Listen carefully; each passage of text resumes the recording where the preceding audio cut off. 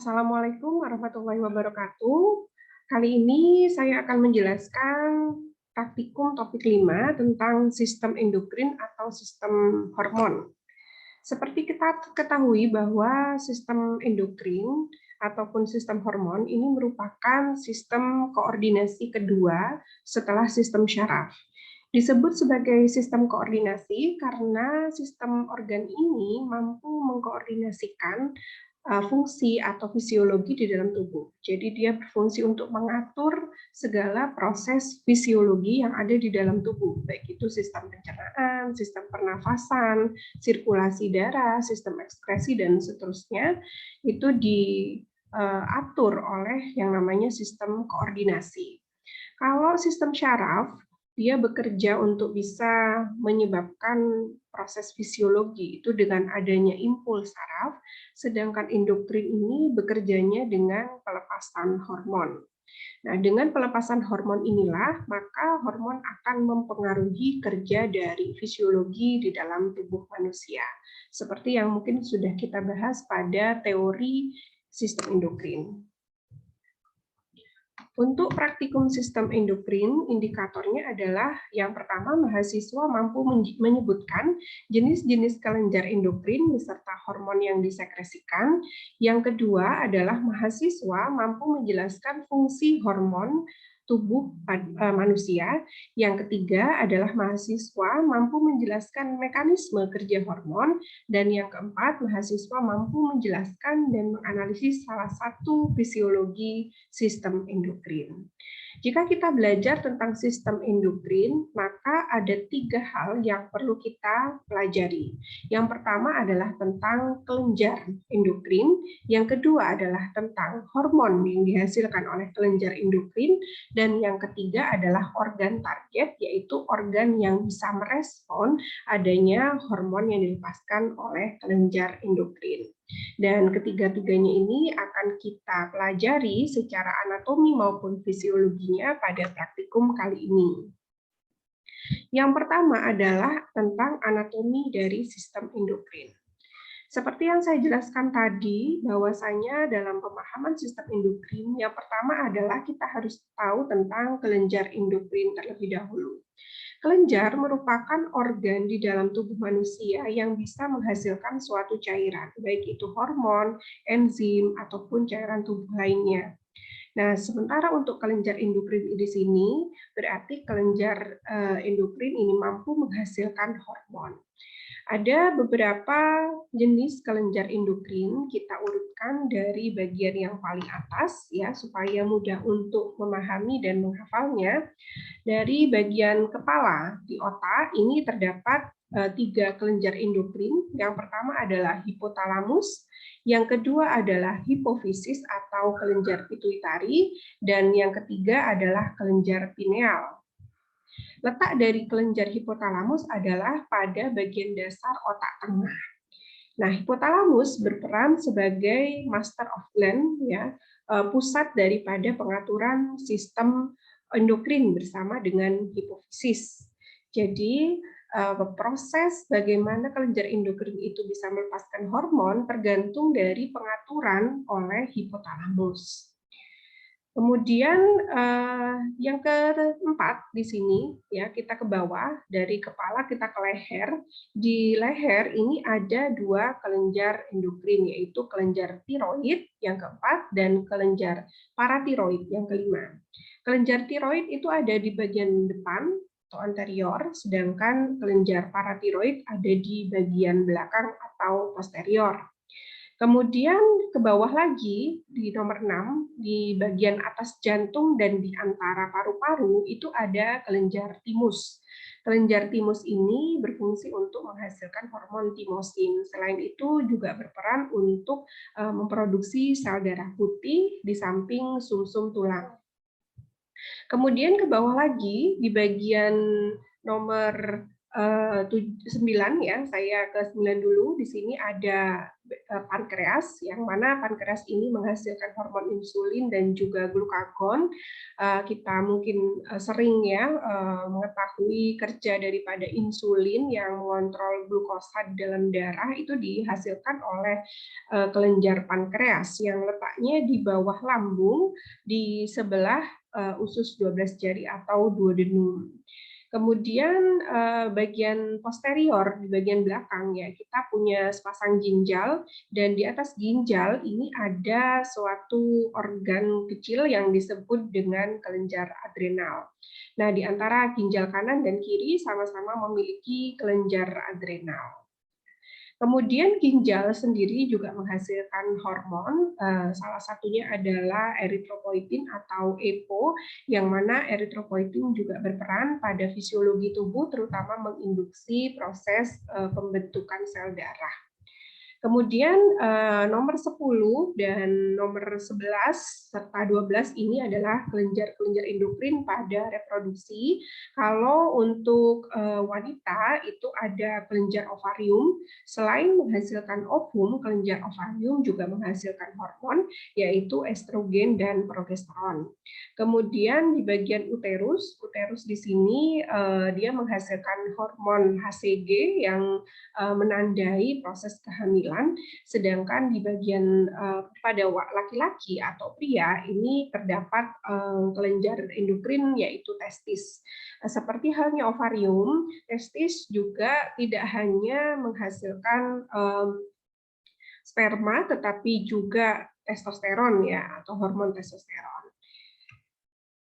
Nah, pada buku kerja ini juga digambarkan sedemikian sehingga nanti adik-adik mahasiswa bisa menuliskan bagian-bagian kelenjar endokrin dari atas sampai bawah. Nah, untuk kelenjar endokrin masing-masing memiliki hormon yang diproduksi ya, juga beserta fungsi daripada hormon masing-masing. Bisa diurutkan dari bagian yang paling atas hingga bagian yang paling bawah.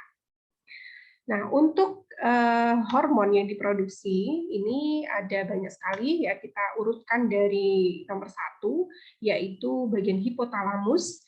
Bagian hipotalamus ini pada umumnya menghasilkan hormon pelepas atau releasing hormon dan juga hormon penghambat atau inhibiting hormon. Seperti yang sudah saya jelaskan tadi bahwasanya hipotalamus itu mengkoordinasikan proses bagaimana kelenjar endokrin di bawahnya bisa memproduksi hormon atau tidak, itu semua diatur oleh hipotalamus. Sehingga hipotalamus ini menghasilkan hormon yang bisa mengatur pelepasan ataupun penghambatan dari kelenjar endokrin. Sehingga dia menghasilkan hormon RH atau releasing hormon dan hormon IH atau inhibiting hormon. Selain hormon RH dan hormon IH, hipotalamus juga menghasilkan ADH, antidiuretik hormon, kemudian oksitosin, dan regulatori hormon yang saya sebutkan tadi adalah hormon RH dan hormon IH. Itu termasuk dalam kategori regulatori hormon. Kemudian kita ke bawahnya yaitu kelenjar pituitari atau kelenjar hipofisis ya. Ini terbagi menjadi 2 bagian yaitu hipofisis anterior dan hipofisis posterior. Untuk bagian hipofisis posterior, kelenjar hipofisis menghasilkan oksitosin dan juga antidiuretik hormon atau ADH. Sedangkan bagian anterior di sini hipofisis juga menghasilkan adenocorticoid thyroid hormon, kemudian thyroid stimulating hormon, growth hormon, prolaktin atau PRL, kemudian follicle stimulating hormon, kemudian luteinizing hormon dan melanocyte stimulating hormon atau MSH. Yang ketiga adalah kelenjar pineal, ini menghasilkan melatonin, di mana melatonin ini berfungsi untuk menginduksi terbentuknya pigmen melanin ya pada kulit. Lalu berikutnya adalah di bagian leher, ini ada tiroid dan juga paratiroid. Bagian yang depan disebut kelenjar tiroid, ini menghasilkan hormon tiroksin atau T4, kemudian triiodotironin atau T3, dan juga kalsitonin. Tiroksin dan juga triiodotironin ini fungsinya adalah untuk memicu terjadinya proses metabolisme di dalam tubuh untuk menghasilkan energi. Sedangkan kalsitonin fungsinya adalah untuk mengatur penyerapan kalsium ke tulang. Kemudian yang berikutnya adalah kelenjar paratiroid. Ya, kelenjar paratiroid ini menghasilkan paratiroid hormon atau paratormon. Nah, paratiroid hormon ini juga fungsinya sama seperti kalsitonin, dia berfungsi untuk mengatur penyerapan kalsium di tulang. Ya. Selain paratiroid hormon, paratiroid gland atau kelenjar paratiroid ini juga menghasilkan hormon somatotrofin yang berfungsi untuk mengatur pertumbuhan pada manusia. Berikutnya ke bawah kita masuk ke timus yang letaknya di atas jantung dan di antara paru-paru. Di sini timus menghasilkan timosin ya. Timosin ini fungsinya adalah untuk mengatur kalsium, peredaran kalsium di dalam darah. Kemudian juga timus ini berfungsi untuk memproduksi ya sel darah putih ya. Kemudian berikutnya adalah di pankreas ya. Di pancreatic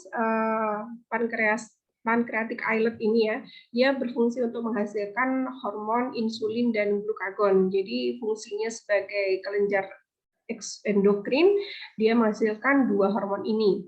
Insulin ini mengatur proses metabolisme glukosa ya untuk menjadi energi dan sisanya diubah menjadi glikogen. Setelah itu glikogen berfungsi sebagai cadangan glukosa bagi tubuh kita. Jadi jika glukosa kita sedang rendah-rendahnya ya, maka cadangan tersebut yang berupa glikogen atau gula otot ini akan diubah oleh glukagon ya, hormon berikutnya ini menjadi glukosa kembali. Jadi kerja hormon insulin dan glukosa ini saling antagonis atau berkebalikan. Jika insulin mengubah glukosa menjadi glikogen, maka glukagon ini mengubah glikogen menjadi glukosa kembali. Kemudian kita ke bawah lagi ada kelenjar adrenal ya yang letaknya di atas ginjal. Ini ada dua bagian, yaitu ada bagian medula, ada bagian korteks. Untuk bagian medula ini menghasilkan hormon epinefrin dan norepinefrin yang fungsinya adalah untuk mengatur tekanan darah, kemudian vasokonstriksi dan dilatasi pembuluh darah, serta kerja jantung ya, kerja otot jantung. Kemudian bagian korteks ini ada kortisol, kemudian kortikosteron, ya ini fungsinya juga untuk hormon stres dan bisa mengatur kadar gula dan kadar lipid di dalam darah. Lalu ada aldosteron dan juga androgen. Androgen ini berfungsi untuk menginduksi pelepasan hormon-hormon reproduksi seperti testosteron. Nah, kemudian pada digestive tract ini terdapat juga di bagian lambung ya, ada hormon leptin yang fungsinya adalah untuk mengatur rasa lapar ya. Kemudian juga ada kidney atau ginjal yang menghasilkan EPO. EPO ini fungsinya adalah untuk menginduksi pelepasan atau produksi dari sel darah ya. Kemudian ada renin, renin juga fungsinya untuk mengatur tekanan darah ya, dan juga kalsitrol.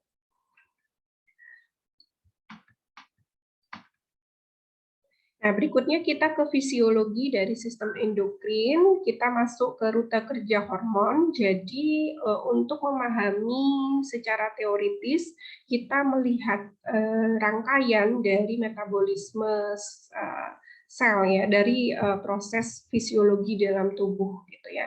Ini ada beberapa contoh pengaturan atau regulasi kerja hormon ya. Yang pertama adalah regulasi hormon tiroid untuk metabolisme sel.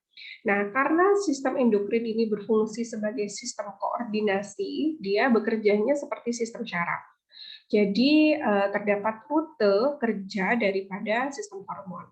Kalau sistem syaraf itu rute kerjanya mulai adanya stimulus, kemudian ada reseptor yang bisa menangkap adanya stimulus tersebut, kemudian memberikan respon, gitu ya. Fisiologi kita itu diindikasikan dengan menangkap adanya rangsangan atau stimulus, kemudian memberikan respon. Nah, itu. Nah, seperti halnya sistem syaraf, sistem endokrin juga bisa bekerja karena adanya stimulus ya, atau stimulus atau rangsangan. Stimulus ini bisa berasal dari luar, eksternal tubuh, ataupun dari dalam tubuh itu sendiri. Nah, saya contohkan pada rute kerja hormon tiroid ya, atau tiroid hormon atau tiroksin. Nah, di mana ada suatu kondisi ya tubuh kita itu sedang mengalami penurunan suhu tubuh misalnya ya, yang awalnya seharusnya normalnya 36,5 atau sampai 37. Nah, di sini terdapat penurunan suhu misalnya dalam kondisi keadaan dingin atau kekurangan cairan tubuh atau elektrolit, itu kita suhu tubuhnya rendah misalnya 36 ya. Nah, suhu tubuh yang rendah tersebut menjadi stimulus bagi tubuh kita untuk meningkatkan metabolisme. Nah, kemudian kondisi ini, stimulus ini akan memberitahu otak kita, utamanya hipotalamus, untuk memproduksi TRH atau tirotropin releasing hormone. Tirotropin releasing hormone ini kemudian akan dilepaskan hipotalamus, lalu mengalir ke bagian pituitari anterior atau hipofisis anterior. Nah, sehingga hipofisis anterior nanti akan melepaskan hormon berikutnya yaitu TSH. TSH ini adalah thyroid stimulating hormone. Nah, thyroid stimulating hormone ini kemudian masuk ke pembuluh darah, masuk ke kelenjar tiroid yang ada di leher tadi ya. Nah, sehingga kelenjar tiroid akan menghasilkan hormon berupa thyroid hormone atau tiroksin. Nah, tiroksin ini kemudian akan lepas dari kelenjar tiroid ya, kemudian masuk ke pembuluh darah menuju ke organ target. Organ targetnya adalah organ-organ di seluruh tubuh kita, begitu. Nah, sehingga pada organ-organ sel-sel di bagian tubuh kita itu akan menerima hormon tiroksin ini sebagai suatu ligan ya yang akan direspon begitu. Nah, responnya berupa apa? Responnya berupa terjadinya metabolisme di dalam tubuh manusia, di dalam sel-sel terutama pada organ mitokondria ya, yang mana metabolisme ini akan menghasilkan panas ya, ATP, energi, yang mana panas tersebut akan meningkatkan suhu tubuh. Nah, tiroid hormon yang sudah bekerja menginduksi metabolisme di dalam sel ini akan memberitahu kepada hipotalamus kembali sebagai feedback negatifnya, begitu. Jadi kalau sudah suhu tubuh kita kembali normal karena adanya panas tubuh tadi hasil dari metabolisme, maka tiroksin akan memberitahu hipotalamus untuk menghentikan produksi dari TRH sehingga metabolisme akan berhenti. Dari situ terjadilah proses feedback negatif, menyeimbangkan kondisi tubuh. Jadi alurnya sama seperti sistem saraf ya. Jadi ada stimulus, kemudian ada sel target yang akan merespon begitu. Urutannya untuk semua regulasi dari endokrin itu sama ya untuk apa namanya cakupan endokrin ada dari hipotalamus, kemudian ke hipofisis, lalu ke kelenjar target, kemudian ke organ target. Jadi setiap hormon itu memiliki organ targetnya sendiri-sendiri ya. Kenapa? Karena setiap sel memiliki reseptor yang bisa mengenali hormon tertentu. Misalnya sel yang memiliki reseptor insulin itu tidak bisa merespon hormon tiroksin misalnya ya. Begitu juga sel yang memiliki reseptor tiroksin tidak bisa merespon adanya hormon insulin. Jadi spesifik ya, setiap hormon memiliki organ yang spesifik. Rutenya demikian. Stimulus, hipotalamus, hipofisis, kemudian kelenjar target dan juga organ target. Lalu ada mekanisme feedback negatif untuk menyeimbangkan ketika suatu proses fisiologis sudah berjalan ya, agar tidak berjalan terus-menerus untuk menyeimbangkannya ada namanya feedback negatif.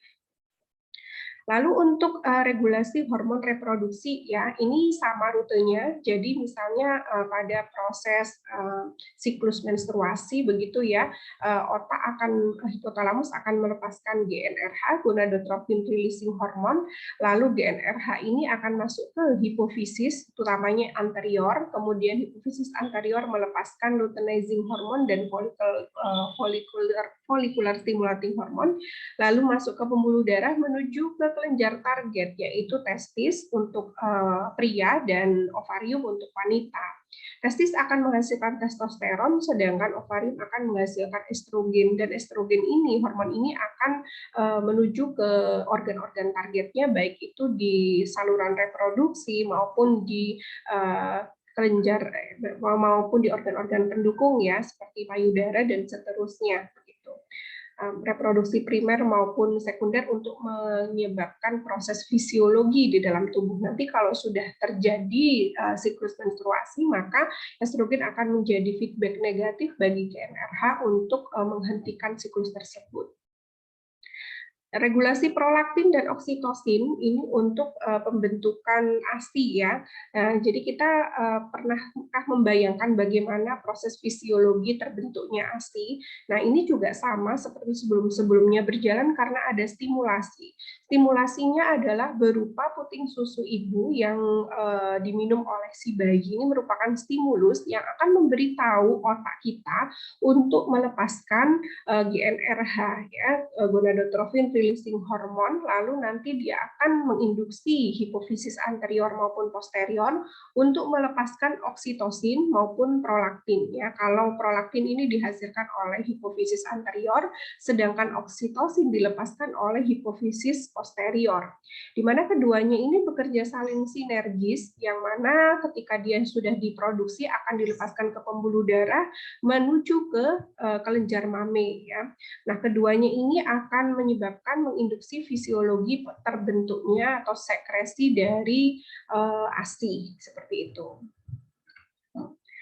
Nah, untuk stres juga sama ya, kondisi stres bisa memicu hipotalamus untuk melepaskan ACRH, kemudian ACRH menyebabkan pelepasan ACTH ke kelenjar targetnya yaitu korteks adrenal, lalu korteks adrenal lalu menyebabkan terbentuknya glukokortikoid yang bisa meningkatkan tekanan darah, sehingga pada saat stres kenapa bisa menyebabkan terjadi tekanan darah tinggi itu karena proses endokrin ya, seperti demikian.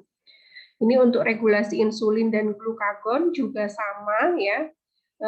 Sudah saya jelaskan juga tadi bagaimana kerjanya. Nah, dia akan merespon, insulin akan diproduksi saat glukosa di dalam tubuh kita rendah. Seperti itu. Saat glukosa di dalam tubuh kita tinggi, insulin akan diproduksi, kemudian insulin akan mengubah glukosa menjadi glikogen. Ketika nanti glukosanya rendah, glukagon yang akan bekerja untuk mengubah glikogen menjadi glukosa kembali. Nah, ini siklusnya. Untuk rasa lapar juga dikontrol oleh hormon kita, yaitu utamanya adalah hormon leptin. Pada saat lapar ini hormon leptinnya lebih rendah gitu ya, sedangkan grelinnya ini lebih tinggi. Grelin ini fungsinya adalah dia diproduksi oleh saluran gastrointestinal, utamanya di lambung ya, sebagai suatu sinyal kepada otak untuk memberikan sensasi rasa lapar gitu ya, sehingga kita ada kebutuhan untuk makan atau food intake ya. Nah, untuk yang kedua ada pemeriksaan HCG. HCG adalah human chorionic gonadotropin. Dia merupakan suatu hormon yang bisa mengindikasikan adanya kehamilan, termasuk kategori parakrin ya, bukan endokrin. Dia diproduksi oleh sel-sel plasenta, yang mana sel plasenta baru akan terbentuk ketika terjadinya proses fertilisasi. Nah, HCG ini bisa dideteksi minimal 10 hari setelah terjadinya fertilisasi gitu ya. Kemudian tinggi-tingginya pada trimester pertama, kemudian akan menurun di trimester kedua dan ketiga. Berbeda dengan HCG, hormon progesteron dan estrogen ini justru pada awal kehamilan itu rendah ya. Kemudian baru trimester kedua yang tinggi karena induksi HCG itu bisa meningkatkan respon peningkatan progesteron dan estrogen yang fungsinya adalah untuk menjaga kehamilan ya dan implantasi, kemudian menjaga proses embriogenesis dan juga organogenesis pada janin gitu. HCG ada dua jenis subunit, ada subunit alfa dan subunit beta yang biasanya secara spesifik untuk kehamilan adalah subunit beta. Ini yang saya ceritakan tadi ya, grafik antara HCG dengan estrogen dan progesteron. Baik, demikian tadi untuk penjelasan mengenai praktikum dry lab untuk endokrin. Saya akhiri. Wassalamualaikum warahmatullahi wabarakatuh.